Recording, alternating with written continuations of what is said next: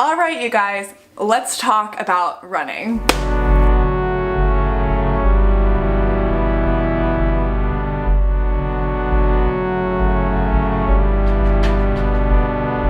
My pain goes wet.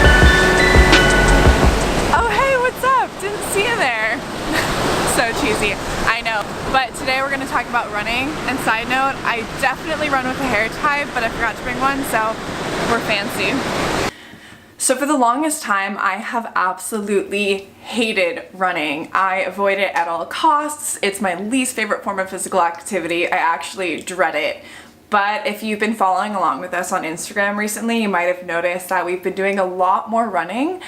I still consider myself a beginner runner, but I figured I would make a video with some tips for beginner runners like myself. Full disclosure, this video isn't about form or technique because I'm not qualified to give any advice on that, but these are just some personal tips and tricks that I found have really helped me find my groove in running.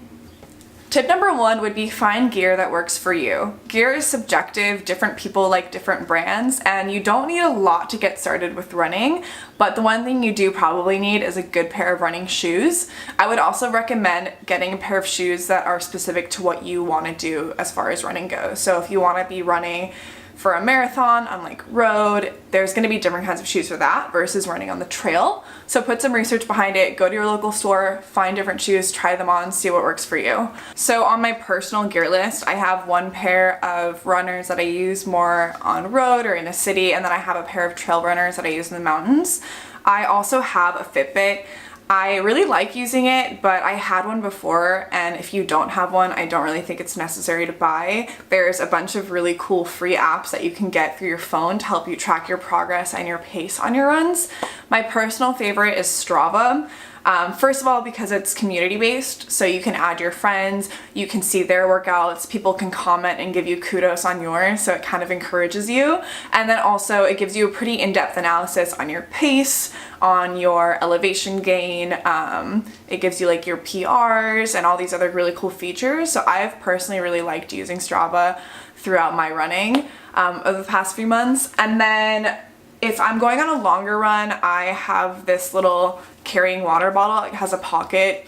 Katie got me this for my birthday, and if I'm using it, I'll probably be on like a 6 to 8 mile run. If it's shorter than that, I usually don't bring water. The only thing I like to bring is having a pair of leggings that have a pocket in them so I can just slide my phone in and then listen to music while I run and not have to worry about carrying it. Obviously, some people run with way less and some people run with way more, so it's pretty much just finding your style if you really like to run minimally or if you like to have a lot of extra stuff with you, you know, water, food, snacks. You might want to have a pack all the time, even for a shorter run. So test out different runs and different varying levels of gear and see what you like. My personal tip number two would be to choose a consistent warm-up and stick to it. There's a bunch of YouTube videos that show you really good warm-up stretches or exercises before your run, but for me, I think it's really important to kind of choose 3 to 5 to 10 minutes and stick to that sequence before every single run. Having that consistent warm-up mentally just really helped me get in the zone, get prepped, get ready to go. I personally really liked using a yoga-based flow because it helped me warm up my whole body and really focus on my breath before running. I will say that something I have been pretty consistently solid on is my ability to control my breathing, and I think that comes from my background in yoga. So during my warm-up, I would really focus on taking huge inhales through my nose and then exhaling through my mouth and starting to regulate my breath in that way through my movement, inhaling as I transition and exhaling to deepen a stretch. And doing that in my warm-up not only helped me like prep my body and prep my breath for the run, but it also helped me de-stress automatically. It helped me kind of get in the zone and get in the right headspace to kill that run. Tip number three would be to create a few custom playlists of music that you love, but of different genres. So what I found was I kind of used the same style of music for the first few weeks of running and I got really sick of it. So I kind of made a few different kinds of playlists for different moods that I would be in throughout the day. So if I was doing a morning run, I might want something a little bit more easy, like some indie rock or like chill music, just to help me wake up and get ready for the day.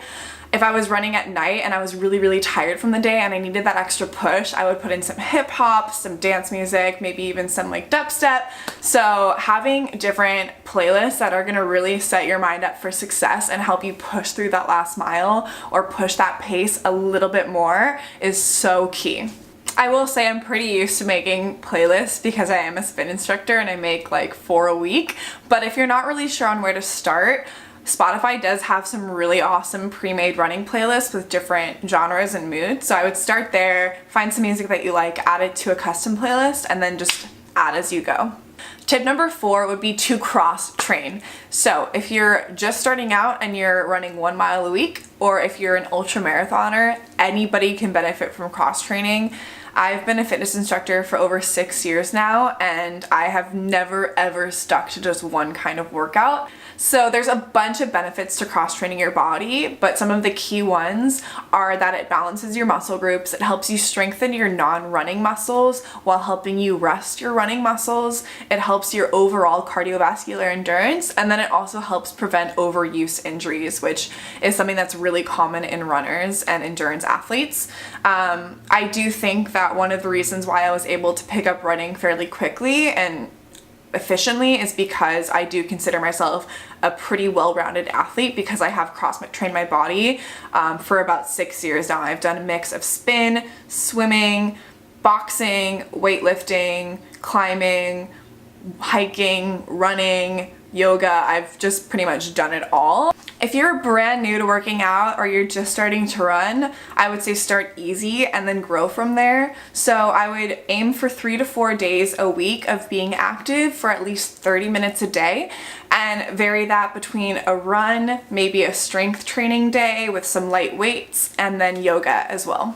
My personal training schedule is a little bit different from that. I am a spin instructor and I've been a fitness instructor for the past 6 years, and for that time I've pretty much been active 5 to 7 days a week. I'm a little bit addicted to working out, but my schedule currently that I have for running is that I run 2 short runs during the week and then I run 1 long run on the weekend. I like to do 2 to 3 strength training days. My workout of choice is Yoga Sculpt at Core Power Yoga. It's like a heated weightlifting class with light weights, and then you throw in some cardio with some burpees and mountain climbers, and it's totally my jam. And then I also like to do 3 to 4 days of heated yoga flow. Like a vinyasa flow as well at Core Power. And then on top of that, I do teach spin classes and I am climbing still, so I'm active a lot, but that's me. Oh, and I try to get like 1 rest day in a week, but that usually doesn't happen. Tip number 5 would be to choose a goal to train for. I highly recommend signing up for a local race in your area, whether it's a 5K, a 10K, a half marathon, or even an ultra marathon. I think that having a goal to work towards and having a timeline and a date is super helpful when you just start out with something. It gives you something to look forward to, something to improve towards, something to work towards.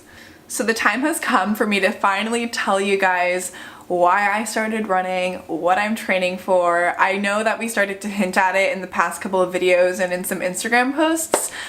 So about 2 months ago, I decided that I really wanted to start training for something, and I really wanted to try running again. Before that, I think the longest run I had ever been on was 7 or 8 miles, and that was 2 years prior to that. So I definitely was not in any running shape, but I do like to try things that push me out of my comfort zone and make me grow a little bit. And so I was excited to try running again and see how it felt. So I decided to train for a goal, and I signed up for the 50K in Bryce Canyon in Utah.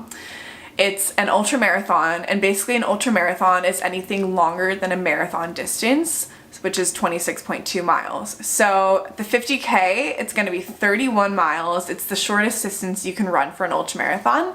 Bryce Canyon is notoriously hilly, so there is going to be a lot of ups and downs and elevation gain in that race, which I'm a little bit nervous for, but also really excited. And it's this Saturday, so it's only in a few days. I'm leaving this Friday to head out there. I'm really nervous, but I'm really excited. I am going to bring my camera and do a whole vlog about the Bryce Canyon Ultra as well, so I'm really excited to share that journey with you all as well. And I just realized I only gave you 5 tips and I wanted to give you 6, so I'm gonna phone a friend for your bonus tip. Wow, it took you long enough. I was like, what if she doesn't answer? I had to make sure the light's in front of me, because otherwise I would have been all washed out. Okay, well Katie, I need some help. I have one more bonus tip I need for our vlog this week. Well, you could always phone a friend and find a running buddy to help keep you motivated and on track, and to joke away the pain. That's perfect. Thanks for being my running buddy. No, I love you. I love you too. I'll see you later. Bye. Bye. Also, I'm sure you noticed that Katie is not in this video, and I did FaceTime her for that bonus tip. Katie is a full-time student and she's actually graduating from college next week, which is crazy. I'm a full-time employee and our schedules are pretty much opposite from each other, so it's been really hard for us to link up to film vlogs like this. But she did actually write a blog post on the same subject, but from her point of view. She ran the LA Marathon. She's a much more experienced runner than I am, and she actually helped me in my training for this ultra marathon. So if you want to read her tips and tricks from her point of view, you can click the link below and read her blog post. Alright, thanks guys for watching. See you later.